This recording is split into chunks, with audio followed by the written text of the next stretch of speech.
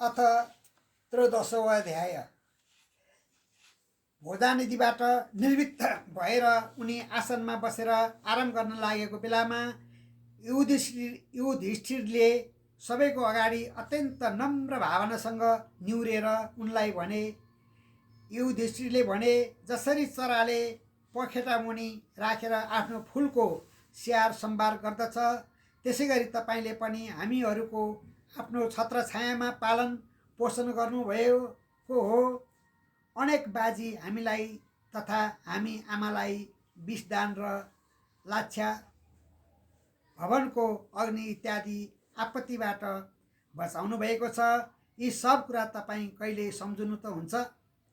पृथ्वीमा भ्रमण गर्दा तपाईँले कुन वृत्ति लिएर आफ्नो जीविका चलाउनु भएको भयो र अहिलेसम्मका पृथ्वीका कुन कुन मुख्य तीर्थ एवं क्षेत्रको सेवन गर्नुभएको छ? हे भगवान, तपाईँ जस्ता महात्माहरू, भगवानका प्यारा भक्तहरू त स्वयं तीर्थ स्वरूप हुनुहुन्छ। तसर्थ तपाईँहरू आफूलाई पवित्र गर्न भनी तीर्थमा जानुहुन्न, बरु पापीहरूद्वारा कलुषित तीर्थस्थानमा अन्तःकरणमा रहनुभएको ज्ञान रूप भगवानद्वारा पवित्र गर्न जानुहुन्छ। हे काकाजी, तीर्थयात्रा गर्दाखेरि द्वारका पनि अवश्य पाल्नु भएकै होला। त्यहाँ एकमात्र श्रीकृष्णलाई आफ्नो आराध्य देव सम्झने हाम्रा सुहृद एवं बन्धु यादवहरू बस्दछन्। यिनीहरू आफ्नो सहर द्वारकमा कुशल छन्। स्वयं आफूले त्यहाँ गएर नदेखेको भए तापनि कसैको मुखबाट त अवश्य पनि यिनीहरूको हाल सुन्नु भएकै होला।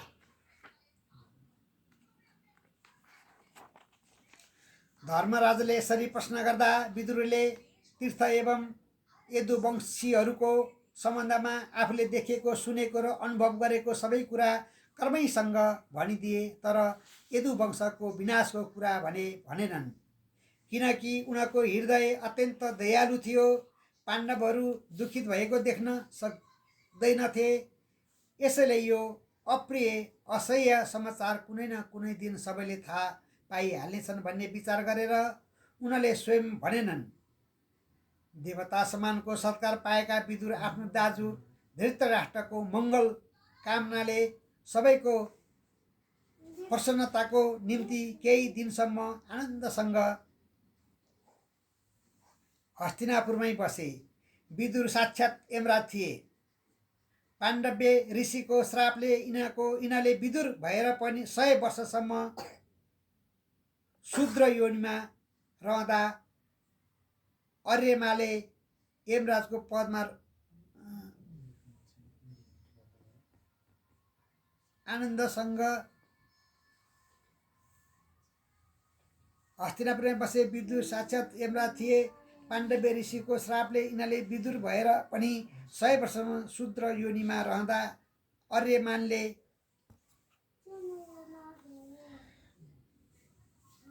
यमराजको पदमा रहेर नियमअनुसार पापीहरूलाई दण्ड दिए।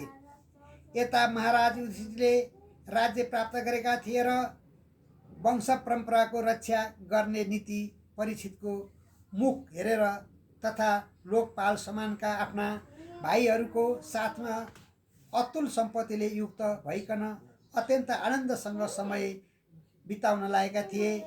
गृहस्थीमा आसक्त भएका, यसैको काम धन्दामा रमाएका हुनाले राम्रो जीवन मृत्युतिर जान लागेको छ भने कुरा बिर्सेका पाण्डवहरूको आयु पत्तै नपाई बितिहालेर कसैले टार्न नसक्ने काम आइहाल्यो। तर विदुरले भने यस विषयमा सावधान थिए। अत कालको गति देखेर उनले दाजु धृतराष्ट्रलाई भने, हे महाराज, हेर्नुहोस्, अब अत्यन्त भयङ्कर समय आउन लागेको छ। तसर्थ छिटै यहाँबाट निस्किहाल्नुहोस्। हे प्रभु, जसलाई टार्ने कहीँ पनि केही उपाय छैन। त्यही प्रबल काल अहिले हामी सबैको अगाडि उपस्थित भएको छ। यी काल भगवान आएपछि जीवले आफ्नो अत्यन्त प्यारो प्राणदेखि पनि तत्कालै अलग हुनुपर्दछ भने धन जन आदि गरेका अरू विषयको त केही कुरै भएन। हेर्नुहोस्, तपाईँका पिता, भाइ, मित्र एवं छोरा यी सबै मरिसके, आफ्नो उमेर पनि ढल्किसक्यो र शरीर पनि वृद्धावस्थाले गर्दा गलिसक्यो। यति हुँदा पनि तपाईँले अर्काको घरको सेवा गरिरहनु भएको छ। ओहो, प्राणीलाई बाँचिराख्न कस्तो प्रबल इच्छा हुँदो रहेछ।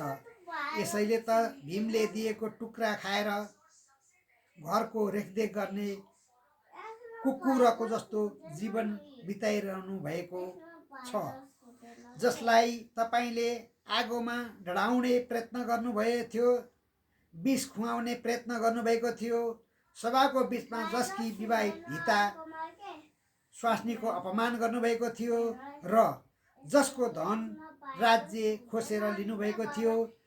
अहिले उनीले दिएको अन्नले पालेको प्राण राख्नुमा के गौरव छ। यद्यपि तपाईँ यस्तो दिन एवं प्राण लोलुप भइराख्नु भएको छ तापनि बुढ्याइले हङ्गारिएको तपाईँको यो शरीर आफ्नो इच्छा नभएर तापनि पुरानो लुगा चाहिँ छिन हुँदै गएको छ। जो मानिस विरक्त तथा मोह बन्धनदेखि रहित भएर अज्ञात रूपले जीवन बिताई अर्थात् संसारको सम्बन्धीहरूसित छुट्टिएर कसैले थाहा नपाउने गरी वनमा रहेर आखिरमा केही प्रयोजन नभएको यस शरीरलाई त्याग्दछ, त्यसैलाई धीर मनुष्य भन्नुपर्दछ।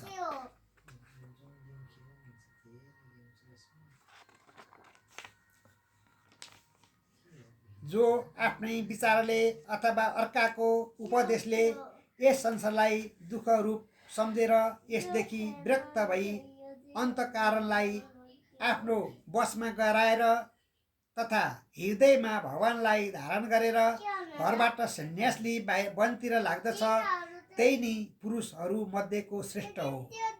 अब जुन समय आउनेछ त्यसमा मानिसहरूको गुण प्राय घटेर नै जानेछ।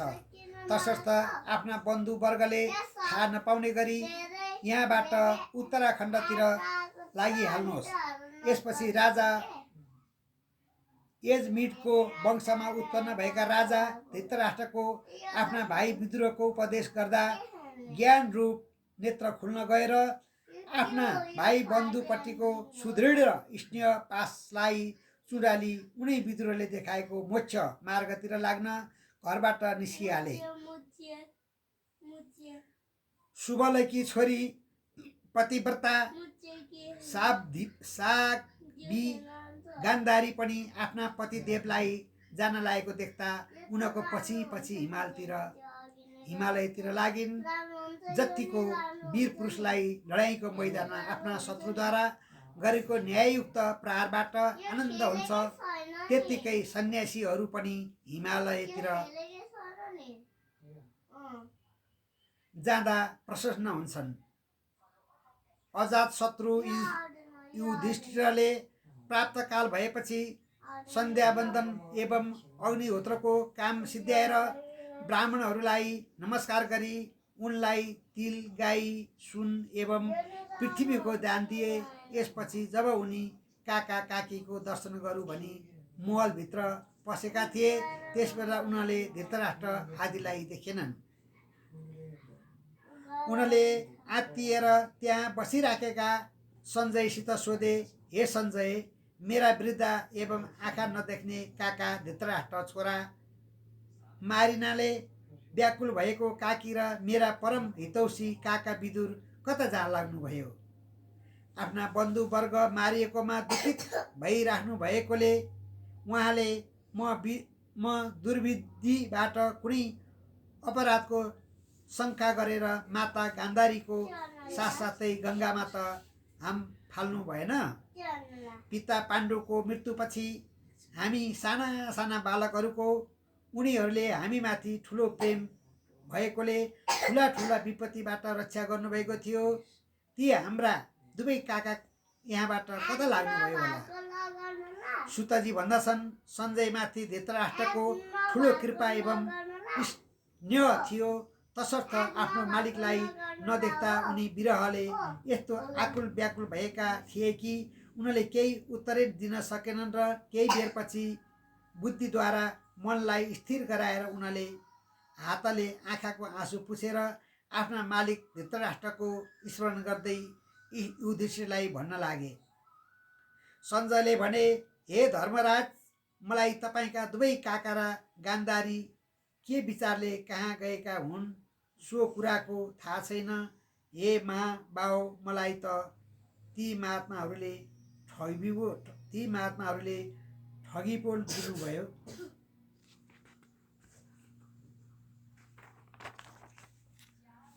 सञ्जयले यस प्रकारसँग कुरा गरिएका बेलामा तुम्बुरु गन्धर्वको साथमा भगवान नारदजी त्यहाँ आइपुग्नु भयो।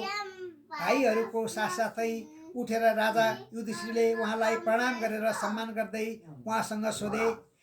युधिष्ठिरले भने, मेरा दुवै काकाहरू र छोराहरूको मृत्युको शोकले व्याकुल हुनुभएकी तपस्विनी माता गान्धारी यहाँबाट कता लाग्नुभयो, मैले पत्तो पाइनँ। जसरी समुद्रमा बाटो बिराएको जहाजलाई बाटो देखाउने नाविक हुन्छ, त्यसै गरी यस अपार शोक सागरबाट पार लगाउने तपाईँ नै हुनुहुन्छ। युधिष्ठिरको यो कुरा सुनेपछि मुनिहरू मध्येका श्रेष्ठ नारद भन्न लागे। नारदजीले भने, हे राजन, कसैको निम्ति शोक नगर, किनकि यो सम्पूर्ण जगत नै ईश्वरको अधीनमा छ।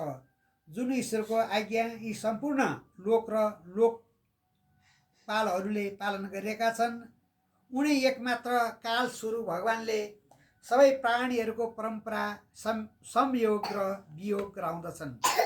जसरी गोरुले लामो डोरीले बाँधिएर तथा सानो डोरी नाकमा नाकी लगाएर आफ्नो मालिकले भारी बोक्दछन्, त्यसै गरी मानिसहरू पनि वर्ण, आश्रम आदि गरिएका अनेक नामले वेदरूपी डोरीमा बाँधिएर ईश्वरको आज्ञाको अनुकरण गर्दछन्। जसरी यस संसारमा बालकहरूको इच्छा अनुसार खेलौनाहरूले संयोग वियोग हुन्छ, त्यसै गरी ईश्वरको इच्छाले नै मानिसहरूको मिलन तथा बिछोड हुन्छ। यस संसारलाई जीवन रूपले अविनाशी, देह रूपले नाशवान तथा ब्रह्मा रूपले नाशवान अविनाशी यी दुवै भावले रहित भएको मान्दछौँ भने यिनमा कुनै दृष्टिले पनि तिमीले काका काकीको निम्ति शोक गर्न उचित छैन। तिम्रो शोकको कारण त अज्ञानले उत्पन्न भएको स्नेह मात्र हो। तसर्थ हे प्रिय, मेरा असहाय दिन दुखी काका काकी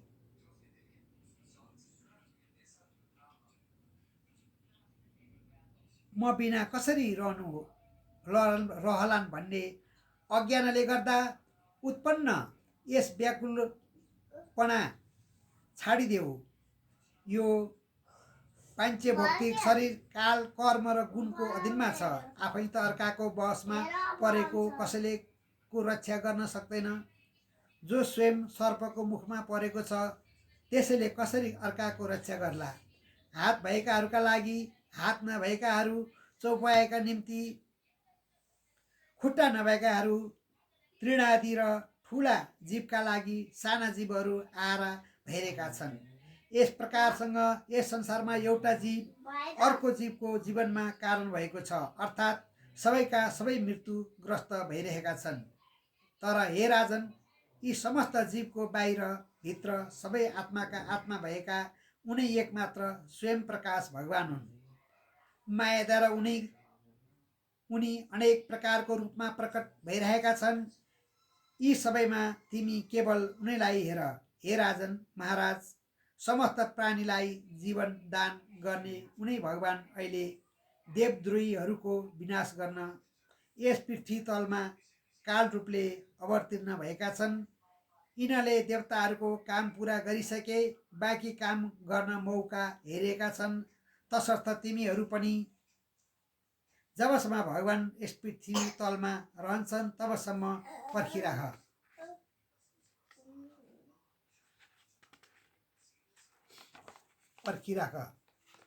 महाराज धृतराष्ट्र भाइ विदुर तथा आफ्नी महारानी गान्धारीको साथमा हिमालयको दक्षिण भागमा रहेको ऋषिहरूको आश्रममा गएका छन्।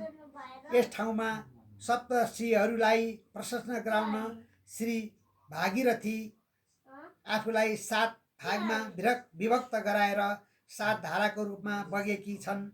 यसै कारण यो ठाउँमा सप्त स्रोतको नामले विख्यात छ। त्यहाँ उनी त्रिकाल स्नान गरी विधिपूर्वक अग्निहोत्र गर्दछन् र केवल पानी पिएर सब प्रकारका कामनादेखि रहित भई शान्त चित्तले बस्दछन्। आसन तथा प्राणलाई जितेर मन सहितको 6वटै इन्द्रियलाई उनले दमन गरेका छन्। भगवानलाई निरन्तर स्मरण गर्नाले उनका सत्वगुण, रजोगुण, तमोगुणबाट उत्पन्न काम क्रोधित मलहरू नष्ट भइसकेका छन्।